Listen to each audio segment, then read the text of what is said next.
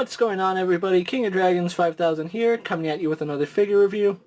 Today we'll be having a look at the Mattel WWE Elite Collection Series 66, one half of the Bludgeon Brothers, Harper. Here we do have Harper in the packaging. What we're going to do now is take a little break, get them opened up, and then we'll have a better look at the figure inside. So stay tuned, everyone.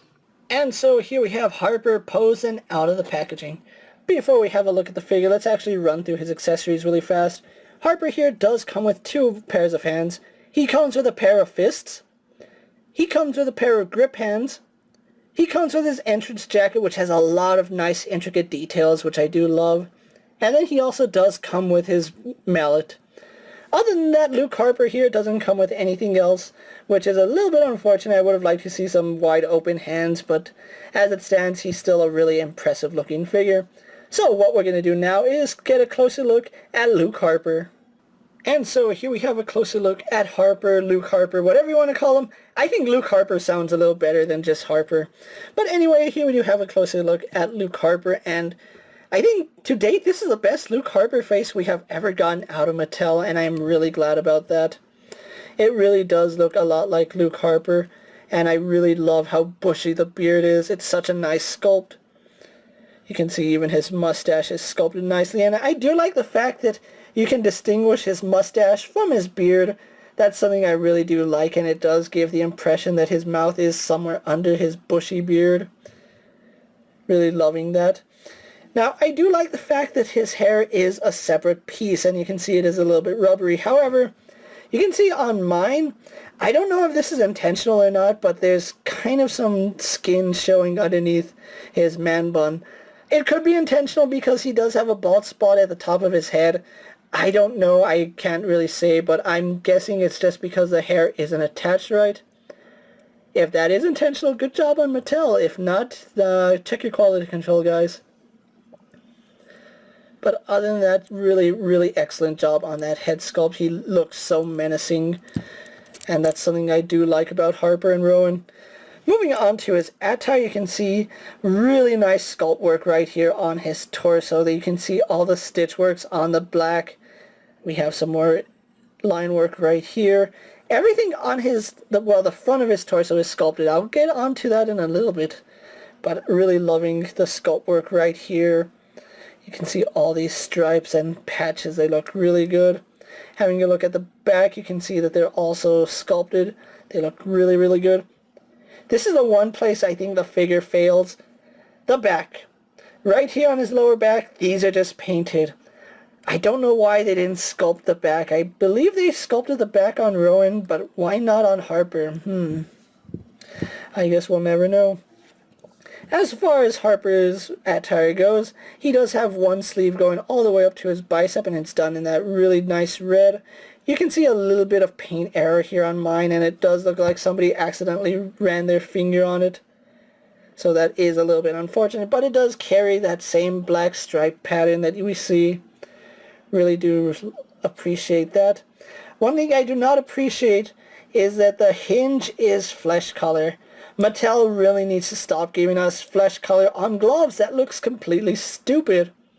However, on this side you can see he does have just the single wristband, and makes sense why this hinge is flesh color, because it's just his fist. It's not a glove or anything.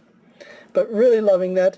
He does have the same lower torso as Rowan, but the paintwork is a little bit different. Here you can see his belt is actually painted, which I do appreciate that. The buckle is a nice silver. We get the exact same line work and stitch work that we had with Rowan, but again, colors will vary just slightly. You can see some patches right here on the back. Really good line work and patches, stitches, everything on this figure looks phenomenal. We do have some red paint right here on the inside of his thighs. We also do get a little patch right here on his knee. I don't know why they didn't just sculpt a new kneecap. It would have been much better if this paint actually had some sculpt work around it. If this is what it actually looks like, then good job on Mattel, but I'm willing to bet that that actually had some stitch work in it, so Mattel really does need to check that sometimes.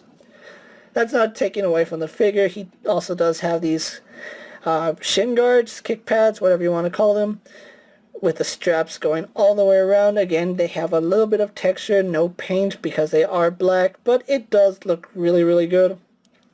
We do have black boots, which is what Rowan and Harper wore to the ring, so it's not out of the realm of possibility that these are black.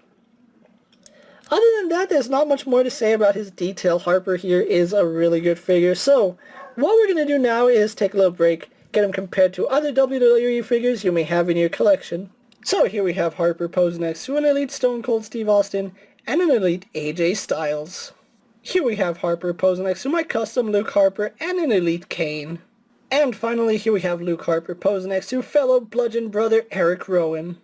So with the comparisons out of the way, let's actually have a closer look at Harper's articulation. He does have a ball joint in the head, which does go up and down really, really slightly. We do have some nice head tilts, so I do like that. We have that menacing tilt that serial killers normally do. His head can turn to the left and to the right really slightly, only because his beard does get in the way, and you can see it does hit his traps right there. Arms are on ball joints. They do go out to about that far. They do a full 360. They swivel at the bicep, single bend at the elbow. We have a swivel and hinge at the wrist, although that's pretty stiff, but it does work. We do have an ab crunch, which goes back only to about there. Goes forward about there, so it's okay for a big guy. We do have a waist swivel, which works no problem. Legs do kick forward only to about there. Go back really slightly. Legs go out to the side really well. We have a swivel here up high in the thigh. Double bend in the knee. No problem there, and that's about as high as you're going to be able to go because that's how bulky they made him. We do have a swivel at the boot, but it's really minuscule. You can see it only goes side to side really slightly. Hinge is non-existent because of how his pant leg is sculpted, but we do get a respectable ankle rocker with him, so that's pretty good.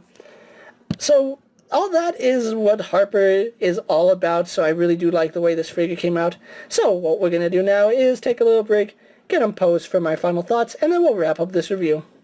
And so here we have Harper posed for my final thoughts. Overall, Luke Harper here is a really nice figure. If there's one problem I have with this figure, it's the articulation is a little bit on the iffy side, and this jacket is less than stellar. I would have liked to see a soft goods jacket with the Bludgeon Brothers, or at least something that wasn't so constricting, because it looks weird with one of his arms just out to the side. What are you going to do? Mattel just hasn't figured out soft goods yet, and if they do, they try to charge extra. Harper here is a really nice addition to have into your collection. A lot of his parts are unique to him, and I do like the fact that he shares some with Rowan, But that's not taking away from this figure. I do like the way he came out. The mallet is a really nice accessory, and if you know what you're doing, you can have both of them posed with the mallet over their shoulders, as you can see here.